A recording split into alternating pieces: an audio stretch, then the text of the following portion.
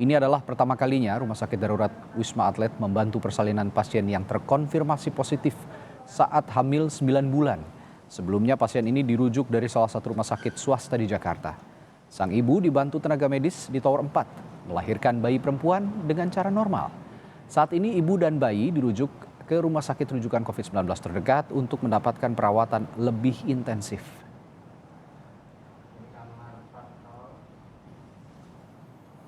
Informasi terkini terkait hal ini dari Rumah Sakit Darurat Wisma Atlet Jakarta, kita tanyakan dengan jurnalis Kompas TV Putri Oktaviani yang ada di sana. Okta, proses melahirkan dari pasien COVID-19 pertama kalinya di era pandemi ada seorang ibu yang terjangkit COVID-19 melahirkan di Rumah Sakit Darurat Wisma Atlet Jakarta.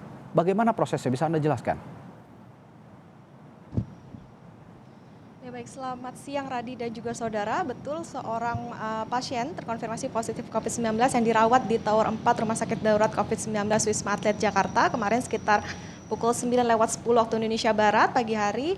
Ini melahirkan seorang bayi perempuan. Pasien tersebut, Radi, diketahui terkonfirmasi positif COVID-19 ketika usia kandungannya menginjak 9 bulan dan kemudian dirujuk ke RSDC Wisma Atlet. Bayi tersebut, Radi, dilahirkan dengan cara normal dan kemudian diberi nama Atlesia. Dan sekarang saya sudah bersama dengan Dr. Afrina Sautma Sinur Sitorus untuk mengetahui lebih lanjut bagaimana prosesnya, lalu kemudian bagaimana tantangan untuk membantu persalinan dari pasien COVID-19 yang ini pertama kalinya terjadi di Rumah Sakit Darurat Wisma Atlet. Selamat siang, dokter. Selamat siang. Ya, dokter, dengan Okta Kompas TV, dokter bisa dijelaskan ini kan pertama kalinya ya dokter ada pasien yang melahirkan di RSDC Wisma Atlet. Lalu kemudian ketika dari awal diketahui pasien ini ternyata sedang hamil lalu terkonfirmasi positif, itu ada penanganan khusus tidak sih dokter, atau lalu bagaimana dengan proses persalinannya hingga kemarin akhirnya berhasil untuk melahirkan anaknya di tengah masa perawatan? Kalau khusus tidak ada ya, semua pasien di sini dirawat sama aja. Tidak ada kamar-kamar khusus, tidak ada kamar spesial di sini, sama aja dengan kamar perawatan. Tapi kalau misalnya jalan proses persalinannya, awalnya kan saya datang ke sana, si ibu udah jalan-jalan, udah keluar lendir sama darah.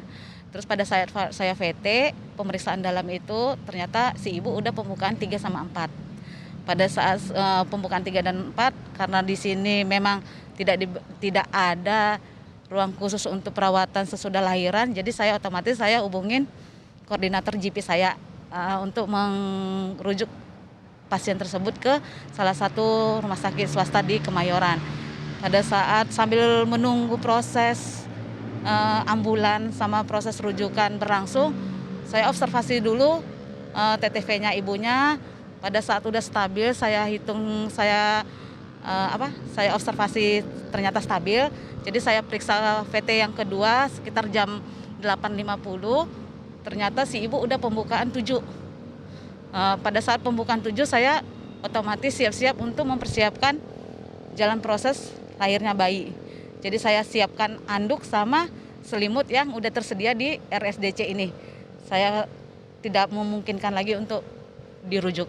Pada saat udah VT yang ketiga, pemeriksaan dalam yang ketiga, si ibu udah posisi kepalanya udah di jalan lahir. Jadi otomatis saya pimpin persalinan normal ke ibu tersebut. Pada saat saya pimpin persalinan normal, si ibunya ngedannya bagus. Cara kontraksinya juga kuat ya, hisnya kuat juga, bagus juga. Jadi pada saat bayi keluar tidak mengalami pendarahan, tidak ada robekan atau laserasi. Bayi selamat, Apgar skornya 9/10. Dokter, ini diketahui memang saat ini pasien tersebut dirujuk ke rumah sakit lain, betul ya dokter ya? Ini pertimbangannya apa sih dokter? Kalau kan pasien di sini kan memang memang benar dirujuk ke salah satu rumah sakit swasta yang di daerah Kemayoran. Tapi kan pasien dirujuk karena indikasi babynya kan memerlukan kehangatan atau inkubator pada bayi, biar bayi menerima hangatnya suhu tubuh di dalam inkubator tersebut. Dokter Afrina, terakhir terkait dengan tantangannya ini dokter untuk menangani pasien yang terkonfirmasi positif COVID-19 dan melahirkan, apa sebetulnya tantangannya? Karena ini pasien COVID ya, kan kita di sini itu alatnya nggak begitu memadai ya. Jadi Yang saya takutkan itu di alatnya yang tidak memadai. Takutnya pasien memang ada pendarahan atau ada efek samping yang indikasi lain di pasien tersebut, itu yang kita takutkan. Kalau misalnya pasiennya normal, tidak ada penyakit-penyakit penyerta yang lain ataupun riwayat pendarahan sebelumnya pada saat hamil yang sebelumnya, itu sih nggak masalah. Kita bisa lahirin partus normal. Dr. Afrina, terima kasih untuk informasi kepada Kompas TV. Selamat beraktivitas kembali, dokter. Sehat selalu.